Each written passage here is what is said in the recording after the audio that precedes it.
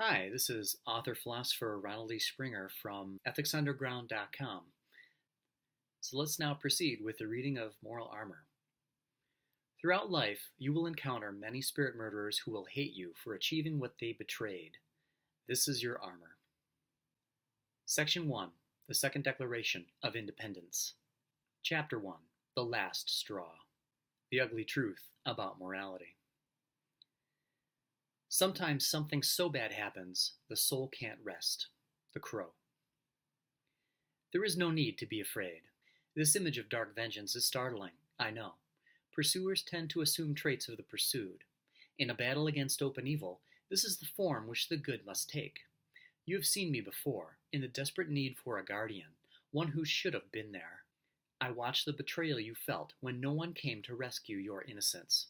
I saw your tortured, valiant effort to understand what they had made of this world and why.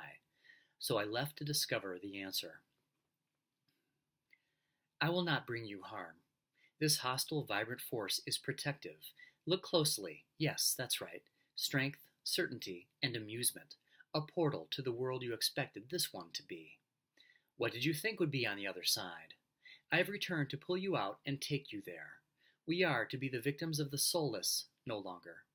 Battered, bruised, I know. But I'm back now, and it's going to be all right. Where was I? It began as a wonderful dream. We met, exhilarated, living eyes full of hope, of love, of fantasies for our future, intoxicated by the mystery of each other, so pure, so faithful, so devoted. All lies. The sight of a plane crash, the decimation of my heart, shattered, blackened, transformed. Now I lay quietly, undetected, viewing the evil without a spiritual pulse of my own, detached, incorruptible, intransigent.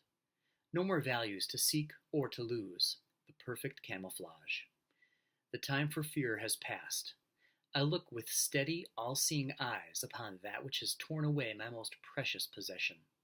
I vow to hold down my pain and last long enough to warn the others, my dying wish, to see those who still have a chance lifted safely out of their reach. Every day without her, my life's pinnacle, worked for, bled for, reached and discarded as an unspeakable fraud, is another day spent in front of a firing squad. The same feelings day after day, the stillness, the grim finality I chose, is better than the long drawn-out murder I was to suffer at her hands. Resurrection? One day, but I can't think of that now. With death, there is peace. Peace enough to do what I have to do. It was the last straw in a lifetime of unjustifiable inflictions, the last sanctioned violation. I'd had enough. The plague must be eradicated once and for all, no matter the cost. She drained me, not taking my life, but taking my will to live. Which is worse? Years of philosophical study could not shield me from what happened. Was it supposed to? I don't know. But now I have grown strong enough to shield what I sanction and to blast the whole structure of evil back into the dark ages. Then maybe I can return to what I once was. Maybe. Sometimes, when the fire of your will has gone out and your passion has been consumed, just knowing what killed you is enough. Our plague. Throughout every hurtful deception of others, every limitation, every act of cowardice, every evasive reaction, a voice inside you has said, "Don't turn away. Look at the treason. Remember it." You knew these evils were all connected somehow, that there was a principle outside of your range, left to future discovery. The time has come. We met for the first time through the courage of that voice. Justice is what stepped through the shadows of the background, and now it has taken form. I have identified what no one has had the stomach for, and have returned with a defense from all of the pain and hardships imposed on us that we never should have had to endure. Now there is a path cut to leave the anguish behind, a road to higher ground. But first we must return to the origin of the conflict and create a bridge to this new world. For centuries, the world has suffered from a glaring yet elusive plague, which has kept men cowering in uncertainty, gun-shy in contemplation of every moral step. It has kept men from gaining their rightful pride and spiritual freedom, and from living their lives to the fullest. It has kept parents from handing down the most valuable traits they could give their children, allowing their lives to flow smoothly and their relationships to be sound in turn. It has kept men from validating their own judgment and left them open to any atrocity. It is responsible for erecting a wall of stress between their productivity and the enjoyment which that effort deserves. It is responsible for all of the heartache suffered by mankind and has led to every disloyalty at the hands of its devotees. It has been a plague of moral confusion. There has been a very specific victim all along, within you and outside of you, and a very specific predator within you and outside of you.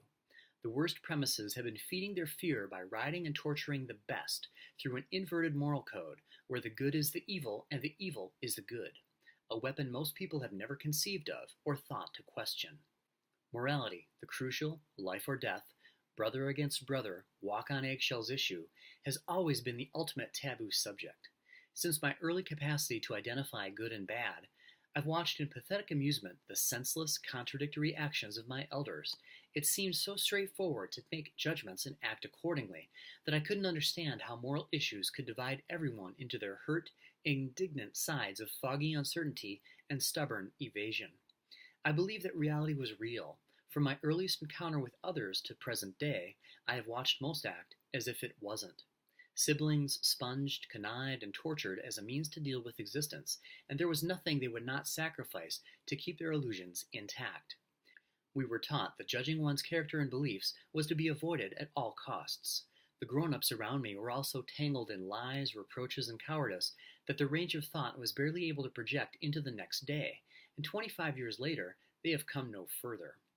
Uncomfortable with my pursuit of knowledge and higher clarity on any subject, adults discouraged it with, "Who are you to know?"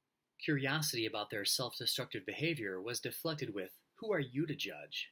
Their relationship advice was, "Don't ever talk about anything meaningful and discover whether you are compatible." As my understanding grew, their malice towards me grew. I was engaged in the forbidden. I was looking. Unable to comprehend their motives, I lived in moral confusion, suffering at the hands of subhuman beings for my willingness to see, to think, to judge, and to act. It was almost as if my guardians believed that honesty was profane and lying was virtuous, that weakness and incompetence deserved affection, while strength and ability deserved contempt, that awareness was destructive and blindness was kind. As a child, I looked up and saw that everything was backwards. Their teachings seemed to say that whatever gave me exhilaration for living was somehow wrong. And yet how could I renounce my sight, my hearing, my mind, and my body, and continue to enjoy life? By what means and through what senses would I then seek fulfillment? If comprehension, if seeing the truth, if deeply breathing the cool, fresh air into my proud, strong, able young body, boundlessly pursuing all of the wonderful discoveries of existence, was evil, then why should men wish to live at all? I never doubted myself. I thought they were idiots. They made all of life an unrewarding hell until I discovered just what drove them. If moral judgment was to be interpreted and applied by men, then their interpretation was wrong, like every other primitive and dysfunctional aspect of their lives. The fault did not originate with their Bible per se. They simply tailored their moral view to cover their own fraud, while the productive were quiet on the subject. Before learning deception as children, all of us could see the source of hostility, of cowardice, or of phoniness. If it began and ended in one individual, we knew it. Innocence is not stupidity. Lack of experience is not incompetence. We knew when we were hearing lies. We always did. It was their own folly and its miserable result that I chose to renounce. I held my potency in reserve, longing for the day when the power to determine my course would match the power I felt while observing my world. I've always had a special relationship with existence, a feeling that others didn't share. I was at home on Earth, glad to be alive, where the emotional response of others was to cope. The elements of nature were there to serve me, to be commanded by my direction, while others reacted as if some unknown beast was about to devour them. I would watch the same mistakes of my elders being made by the fear-driven of my own generation and laugh. I'm not sure just when I began to consider it dangerous. With life experience and budding philosophical clarity, my contemptuous humor towards such self-abasing cowardice descended into a long, dark period of indignation and then a fear of my own. The insanity was extrapolated deeply into business and world affairs. It marred everything in its path. I couldn't escape its influence and still couldn't believe that anyone took it seriously. Operating so clean and efficient, I was eager to share my glorious road of achievement with others and longed for our worlds to merge. But in relationships as well as in business, I kept suffering that code's painful betrayals. Instead of the elegant atmosphere I expected, business was like an even more profane and immature high school. My most profitable ideas and efforts were scoffed at and then stolen. Competence took a back seat to age, seniority, or cliques. With friends and lovers, I was abandoned for being too successful, or I was used. They would not expand their concern outside of the inconsequential, and they ignored everything I needed acknowledgement for.